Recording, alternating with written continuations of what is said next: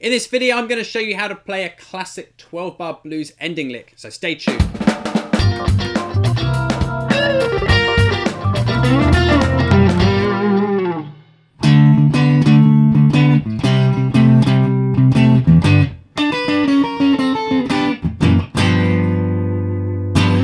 Hey there, this is James and welcome to this video where I'm going to show you how to play a classic blues ending lick in the key of G. Having a few licks like this in your repertoire is really useful because sometime if you're playing a blues, you're going to want a nice tidy way just to finish it off. And something like this is absolutely perfect.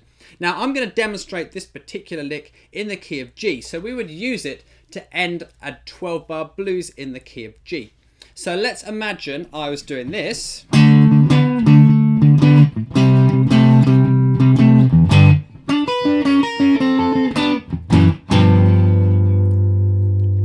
Let me show you how to play the lick and then we'll look at how we're going to attach it in with our 12-bar blues in the key of G. Now if you saw my blues intro lick video, you'll recognize this. It's kind of similar, it's just the ending that's different.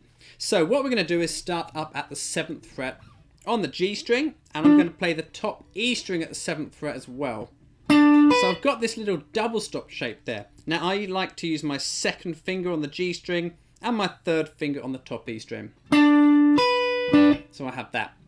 Now what I'm going to do with that shape is pick the G string, then the top E string, then the G string again.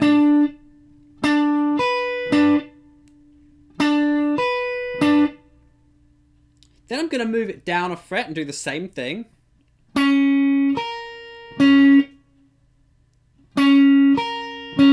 And then I'm going to move it down to the 5th fret and do it again there. Now we play each of those once, like this. And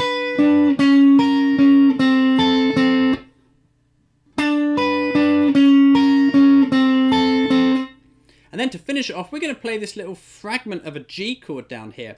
Now you might recognize this as coming from like an F chord shape there, or from a large G bar chord here, but all we're going to play is the top 2 strings at the 3rd fret and the G string at the 4th fret. And I'm going to use my 1st finger for the top 2 strings and my 2nd finger for the G string there.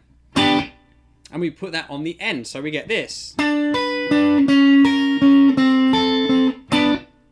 Okay.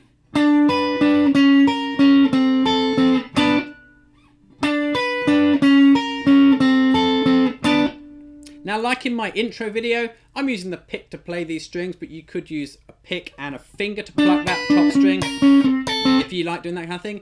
Or you could just use thumb and fingers or however you play. But I'm just using a pick just to keep it simple for today. To finish it off, we're going to use a G7 chord. So let me show you how to play that shape. I'm going to play the E string at the 3rd fret. I'm going to mute the open A string with like the flat part of my 1st finger there, so that when I strum the chord I don't hear it.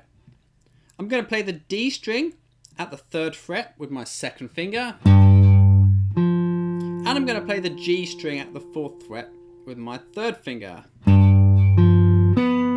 Now all the other strings are muted off. You can hear I'm muting these top strings like with the underside of this finger here. And the A string, like I said, is muted by this one. So that means I can kind of strum that chord confident that I'm not going to get a load of open string noise. Okay, which actually that sounds okay in this case, but if I was playing in a different key, it doesn't sound so good. Okay, so that's kind of an important technique to get. Now, what we do with that G7 chord shape is we're actually going to approach the G7 from a fret below. This just gives us a bit more of a dramatic ending. Rather than going straight to the G, we get...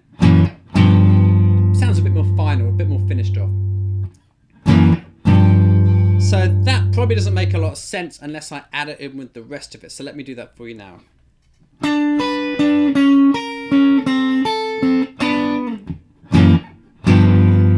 Then to finish off, you can hit that chord and kind of slide up the neck. That's always a pretty cool ending for blues. Let me show you the whole thing again now.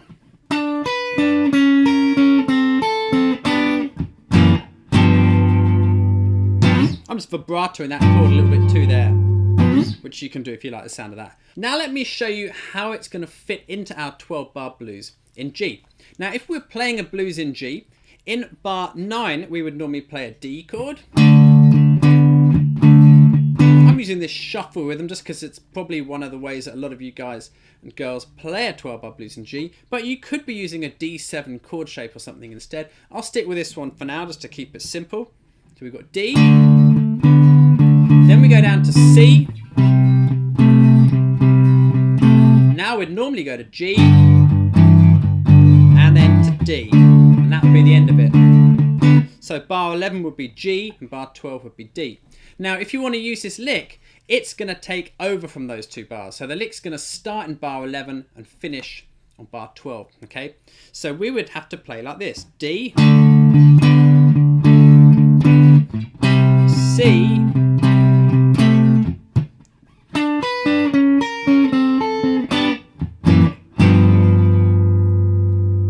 okay, now that sounds okay, but it sounds a bit better if we put a G chord in just at the start, like this.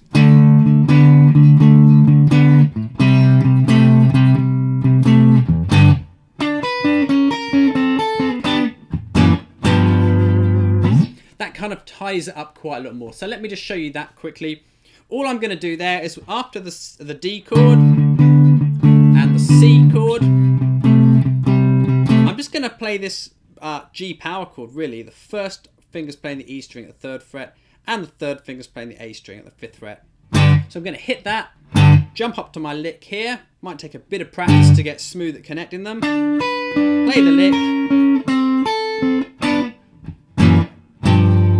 And there we go.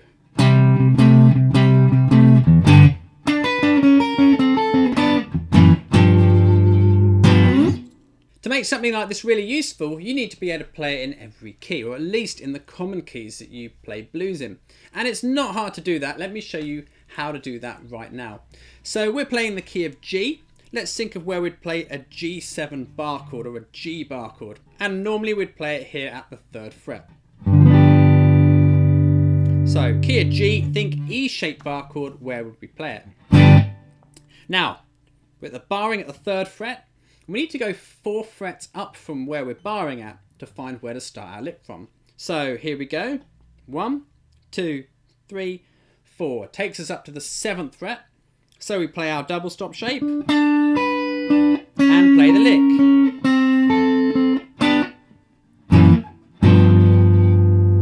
Okay, now if we were playing in a different key, say we were playing in the key of A, all right, we'd have our bar chord not at the 3rd fret, but it would be at the 5th fret where we have an A bar chord or an A7 bar chord.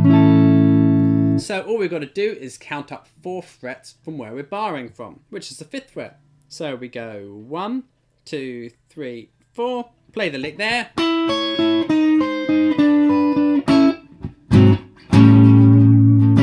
Play it exactly the same, and you've got an ending which would work for blues in the key of A. So with a little bit of practice, I'm sure you'll be able to find that you can make this lick work in almost any key that you commonly play in. Okay, that's about it for this video. So you got a blues ending, how to match it in with your 12 bar blues, and how to adapt it to other keys. So I'm sure you'll find that really useful, and it will really tidy up some of your blues performances. Now, if you found this video useful, please subscribe to my channel. I've got loads of other great blues videos like these ones there, which I'm sure you'll find really helpful to improve and expand your blues playing.